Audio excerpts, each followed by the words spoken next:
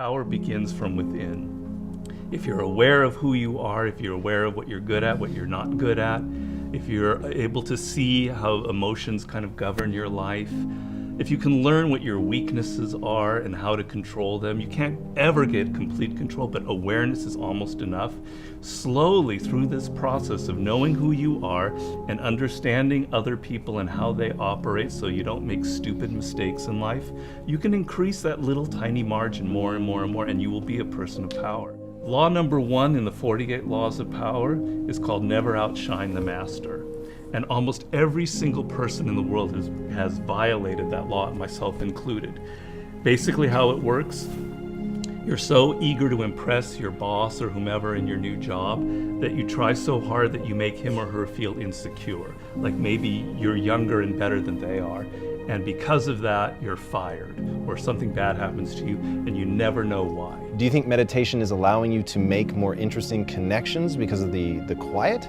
Yes, I mean, I'm not going to go too deeply into this. It's a theory of creativity that's not my own, but that I use a lot in Mastery. And basically the idea is that ideas are generated in the unconscious. They're not generated consciously. Your conscious mind is very limited what you can hold in your memory. Right. But unconsciously, in your subconscious, when you're asleep, when you're dreaming, the mind is filled with thousands upon thousands of ideas and things that are there, that are lingering there. And connections are being made all of the time. And occasionally those connections float up to your conscious mind and you have a brilliant idea about how to do something. 1 out of 10 people are like great manipulators. And there just takes one person and they can ruin your life. We were born with this natural talent. Every single person is born with this talent for getting inside the minds of other people. It's something that you're not even aware of. How do they need to conceive of that? To what end are they using that skill to make their own dreams come true? First thing is, you're not aware of this power that you have.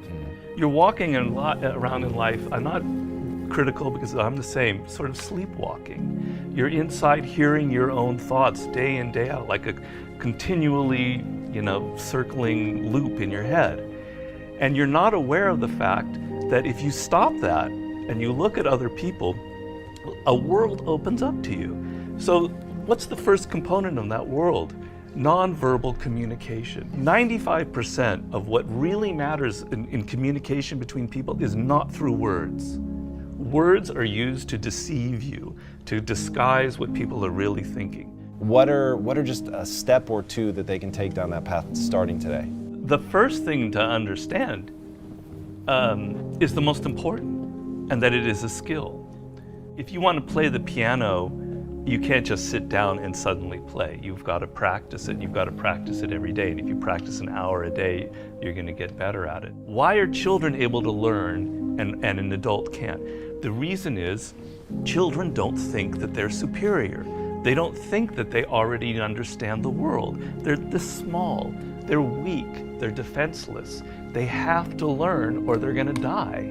They have to learn how to speak the language. They have to learn what's going on with their parents, or they're literally going to die.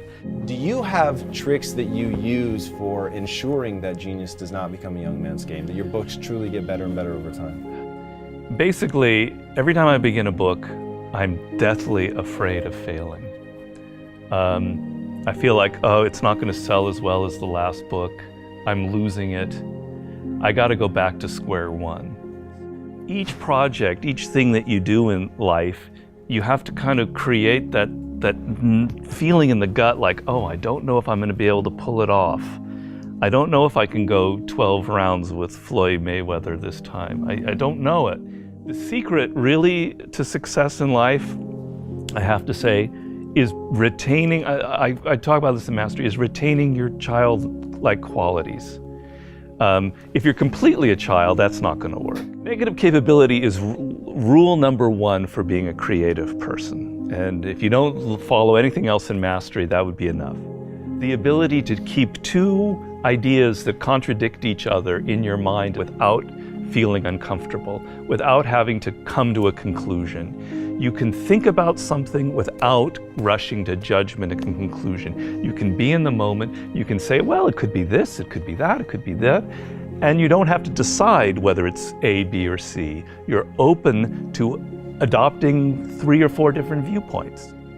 If you love music, don't quit your job and play guitar. Like, you're gonna have a hard time feeding your family. But you have advice for them. What is that advice? Yeah, but people say, live your passion. So these are cliches, and nobody changes their life based on a cliche. You've got to do hard work, and to do hard work, you have to have a roadmap. Somebody has to show you step to get there. Working for yourself, starting your own company, doing what you love should be everybody's goal. The process begins by first knowing what you really love. And believe me, I do a lot of consulting. A lot of people have no self-awareness. They don't even really know what it is that they were meant to do in life. They loved music when they were a kid, but then they got into law or whatever because of their parents, and then they don't know who they are anymore. Well, do I really like music? You got to go through that process first of figuring out what it is that really connects to you in a deep, visceral way, what you loved when you were a kid, what still excites you. Once you go through that and you understand it and you've got some clarity about it, okay, how do I incorporate that in my life? So if you're 23 years old, it's a little easier. I love music, but I'm not a musician because I've not been practicing it. I just love music. But I have a real good sense of business. I've been studying business and I have an MBA, etc. Okay, I've got to now find a way to craft a career that combines my knowledge of business and my love of music. And if I follow that and I do it smart and I plan it out, eventually what starts out with more business than music will end up becoming more creative as I get better and better at it. How do you prepare somebody to survive that initial stage of boredom and pain? Well, pain is great. You've got to embrace pain. Pain is pleasure. You've got to make the connection between the physical and the mental. Well, you know that when you're exercising, when you're running or you're working out or whatever, it hurts, but it leads to something pleasurable. You have to be able to translate that to mental things. And if you make that switch in your mind, it is mind-blowing what can happen to you. Who are the most messed up people in the world? Spoiled kids. Kids who are given everything, who have a rich father or mother and they don't have to work or try. They are the most messed up people you'll ever meet. Each person, I make this point in Mastery, is born unique. And it's kind of one of those cliches. Yeah. But there's science to it. The science is your DNA will never be repeated. The way your brain is wired will never be repeated. Your experiences in life, you're one of a kind. And it's an amazing thought if you think about it. Of all of the billions of humans that have lived and will ever live, there will never be anybody who is wired like you are wired.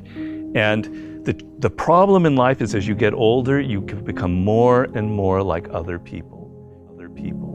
You spend a lot of your time thinking about what other people like, and you're not aware of what you like. You go into careers because you listen to other people. If you look at all of the brilliant people who've succeeded in life, if you look at a Steve Jobs, you look at an Elon Musk, etc., there's nobody else out there like them. You're never going to be able to pinpoint one other person like them. They are completely unique, and those are the people that end up having power in the world. So if you're going to be able to create that website, that blog, that whatever it is, that startup that is different, that has its own niche and reflects you, something good will happen from it. Control people's perceptions of reality and you control them. It's a great military strategy. Comes from the great Colonel Boyd, who invented what's known as the OODA loop. And he came up with the OODA loop, which means orientation, observation, decision, action. You have to observe what is happening, orient yourself into the context of it, decide what you need to do, and act. We want to believe that there are shortcuts to success. We want to believe we can take a drug or we can do something that'll make it quick and easy. But the truth is, it takes grit. It takes persistence. So it's hard to understand what could happen to you in 10 years in a visceral gut way of what it means to have failed in life. And to me, failure in life is not having money. It's not realizing your potential. You're 60 years old and you said, I could have been this, and I never did it. That's like the worst thought I think anybody can have. And you don't think about it in the moment because your life is okay, but you've got to wake up and understand that there's an urgency here, and that if you're not practicing something now, if you're not aware, if you don't have a path towards something better, you're rotting on the vine, and that day of reckoning will come at some point, and it will be painful. You're not going to feel it suddenly, it'll be slow, but it'll come and it won't be good. Just being aware that you now have a plan is enough to lift you out of that depression. Okay, I'm working at Burger King, but I know I'm going to get to this community college and get a degree here after I save enough money. Having a goal is like, will change you completely from being depressed or not taking care of yourself to being energized and moving in the right direction.